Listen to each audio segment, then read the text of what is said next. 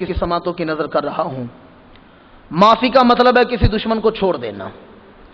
ایک آدمی پر کوئی آدمی ظلم کرے، کسی غریب پر کوئی بڑے اثر و رسوخ والا ظلم کرے، وہ غریب اس کا بگاڑ کچھ نہیں سکتا، تو وہ کہے یار میں اسے کہہ تو کچھ نہیں سکتا، اس نے ظلم کیا ہے، چلو میں اسے چھوڑ دیتا ہوں، تو یہ ہے معاف کرنا۔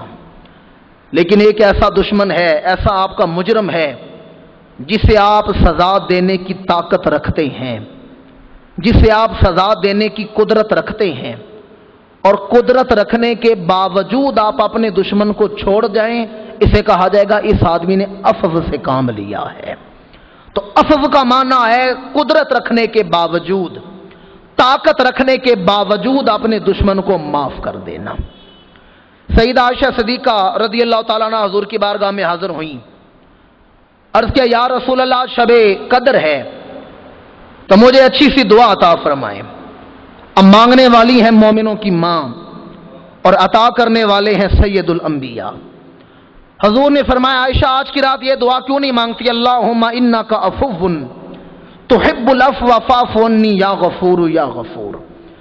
آج کی رات یہ دعا کیوں نہیں مانگتی؟ یا اللہ تو بڑے عفو کرنے والا ہے اور تو عفو کرنے والوں کو پسند بھی کرتا ہے، آج کی رات مجھے عفو درگزر عطا فرما۔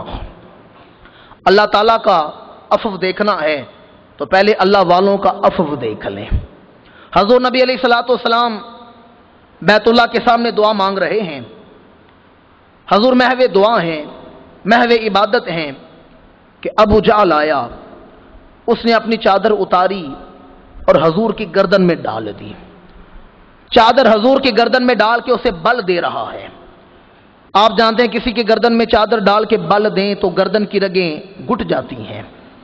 وہ حضور کی گردن میں چادر ڈال کے بل دے رہا ہے، سانس مبارک اکھڑ رہی ہے، آنکھیں چشمان مقدس سرخ ہو چکی ہیں، رخسار مبارک سرخ ہو چکے ہیں، گردن کی رگیں پھول چکی ہیں۔ ابو جہل ظلم کر رہا ہے کہ حضور کی گردن میں چادر ڈال کے بل دے رہا ہے۔ اچانک حضور کی صاحبزادی سیدہ فاطمہ زہرا سلام اللہ تعالی علیہا، چھوٹی سی عمر ہے، دوڑی دوڑی آئیں حضور کے پاس، آ کے ابو جہل کو دھکا دیا اور حضور کی گردن سے چادر کو نکالا۔ جب سیدہ فاطمہ زہرا نے حضور کی گردن سے چادر کو اتارا، فوراً ابو جہل کے لیے عذاب کی دعا مانگنے لگی، دعا کے لیے ہاتھ اٹھائے۔ اب میرے نبی کا عفو و درگزر دیکھیں، اگر سیدہ فاطمہ زہرا ابو جہل کے لیے عذاب کی دعا مانگ لیتی، کوئی وجہ نہیں تھی ابو جہل پہ عذاب نازل نہ ہوتا۔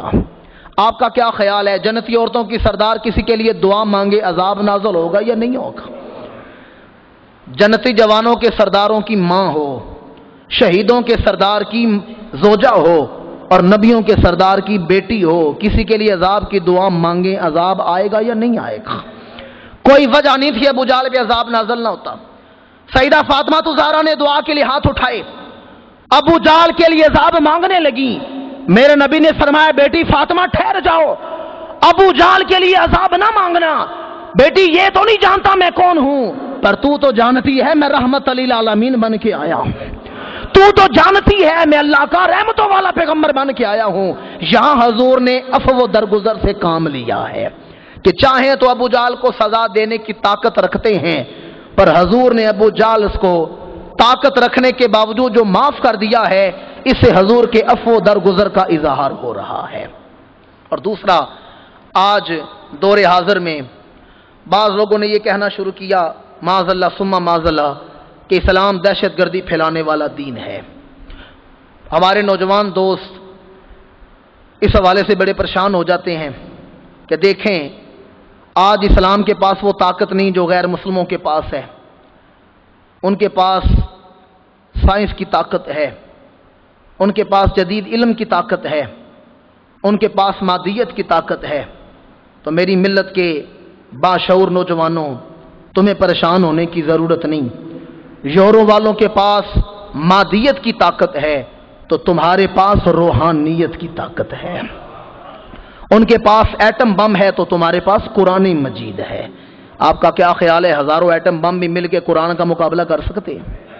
مجھے یاد ہے سن 2006 میں کراچی میں تھا، حرمت قرآن کانفرنس میں نے شامل ہونا تھا، وہاں مجھے ایک شخص نے اخبار دی، اس میں جرمن کی یونیورسٹی کے ڈائس پر آ کر پوپ جان بینیڈکٹ نے یہ بیان دیا تھا کہ معاذاللہ اسلام تلوار سے پھیلا ہے۔ میں بڑی ذمہ داری سے اپنے لفظوں کا ذمہ دار ہوں، اسلام تلوار سے نہیں پھیلا، اسلام رسول عربی کے کردار سے پھیلا ہے۔ یہ تلوار سے نہیں پھیلا، کردار سے پھیلا ہے۔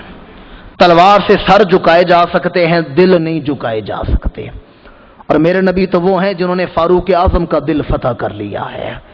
وہ تو حسن کے ایسے شاہکار ہیں کہ عرب کے مشہور سپہ سالار ابو عبیدہ بن الجراح کو اپنا دیوانہ بنا دیا ہے، خالد بن ولید کا دل فتح کر لیا ہے۔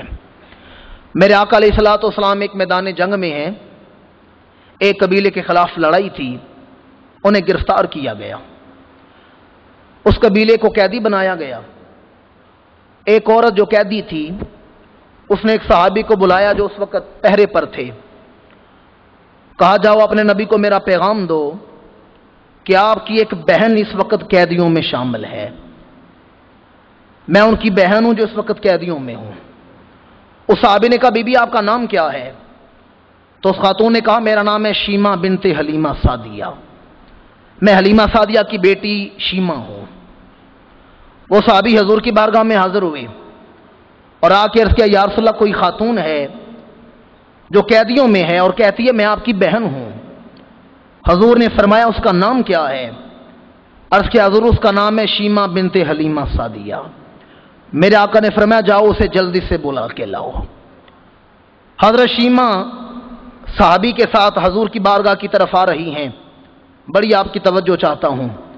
جب حضور کی ردائی بہن حضور کی بارگاہ میں داخل ہوئیں تو وہ چادر جو مہر نبوت کو ڈھانپا کرتی ہے حضور نے بہن کے راستے میں زمین پہ بچھا دی ہے۔ یہ وہ چادر ہے جو میدان محشر میں گناہگاروں کے لیے رحمت کا سائبان بننے والی ہے۔ حضور نے وہ چادر بہن کے لیے راستے میں بچھا دی ہے۔ لمحہ فکریہ ہمارے لیے، آج کتنے بھائی ہیں جن کی بہنیں ان کے گھر سے راضی جایا کرتی ہیں، کتنے بھائی ہیں جن کی بہنیں ان سے آج راضی ہیں۔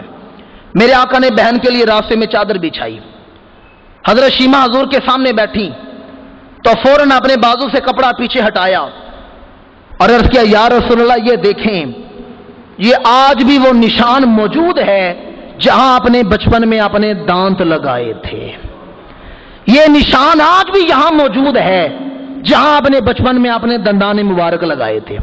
دیکھیں ہمارے ہاں بچے دانت نکلے دودھ کے دانتوں سے کاٹتے ہیں، تو میں دانستہ کاٹنے کا لفظ حضور کے لیے نہیں بول رہا، جب بچے کاٹتے ہیں تو ان کے کاٹنے میں عجیب ہی تفولیت کا رنگ ہوتا ہے، اس پر بھی پیار ہی آتا ہے۔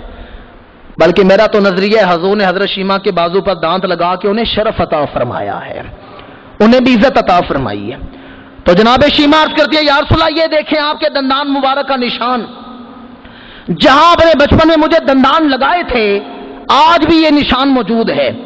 اور حضور یاد کریں میں آپ کو بچپن میں اٹھا کے لوریاں سنایا کرتی تھی، جب میں آپ کو لوری سناتی تھی تو اللہ تعالیٰ کی بارگاہ میں عرض کرتی تھی اب کی لنا محمدن، اب کی لنا محمدن، اب کی لنا محمدن، یا اللہ میرا بھائی محمد ایسا گبرو جوان بنے، اسے ایسا حسن و جمال عطا فرمانا کہ میرا بھائی گھر سے نکلے زمانہ کھڑا ہو کے میرے بھائی کی زیارت کیا کرے، تو میرے بھائی کو ایسا حسن و جمال عطا فرمانا کہ میرا بھائی گھر سے نکلے زمانہ کھڑا ہو کے زیارت کرے۔ اور یا رسول اللہ آج میں اس نتیجے پر پہنچی ہوں اللہ نے آپ کو واقعتاً ایسا حسن عطا فرمایا ہے کہ زمانہ کھڑا ہو کے آپ کی زیارت کیا کرتا ہے۔ جب حضور کی بارگاہ میں بہن نے یہ واقعات یاد کرائے، حضور بھی رو رہے ہیں، حضرت شیمہ بھی رو رہی ہیں۔ پھر حضور نے حضرت شیمہ کو تحفے عطا فرمائے، بکریاں عطا کی، جانور عطا کی، مال و دولت دیا۔ تو جناب شیمہ نے عرض کیا یا رسول اللہ میرا قبیلہ بھی قید میں ہے۔ حضور نے فرمایا بہن تیرے صدقے میں تیرے قبیلے کو بھی آزاد کرتا ہوں۔